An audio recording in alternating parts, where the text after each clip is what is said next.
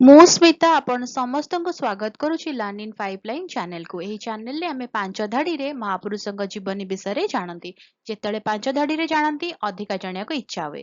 ଯଦି ଅଧିକା ଜାଣିବାକୁ ଇଚ୍ଛା ଅଛି କମେଣ୍ଟରେ ଜଣେଇବେ। ଆମେ କ'ଣ କରିବା ନା 10 ଧାଡ଼ି 15 ଧାଡ଼ି ବା ଲମ୍ବା ଏସେ ମହାପୁରୁଷଙ୍କ ବିଷୟରେ ନେଇକି ଆସିବା। ତାହେଲେ ଆଜିର ଭିଡ଼ିଓରେ ଆମେ ଜାଣିବା ଆଉ ଜଣେ ମହାପୁରୁଷଙ୍କ ଜୀବନୀ ମାତ୍ର 5 ଧାଡ଼ିରେ।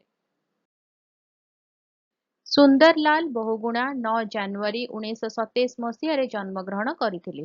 ସେ ଜଣେ ଭାରତୀୟ ପରିବେଶବିତ୍ ତଥା ଚିପ୍କୋ ଆନ୍ଦୋଳନର ନେତା ଥିଲେ। ସେ ହିମାଳୟର ଜଙ୍ଗଲ ସଂରକ୍ଷଣ ପାଇଁ ଲଢ଼ିଥିଲେ। 1970 ଦଶକରେ ପ୍ରଥମେ ଚିପ୍କୋ ଆନ୍ଦୋଳନ ଏବଂ ପରେ 1980 ଦଶକରୁ 2004 ଆରମ୍ଭରେ ତେହେରୀ ବିରୋଧୀ ଆନ୍ଦୋଳନ ନେତୃତ୍ୱ ନେଇଥିଲେ। ସେ 21 ମେ 2021 ମସିହାରେ ମୃତ୍ୟୁବରଣ କରିଥିଲେ।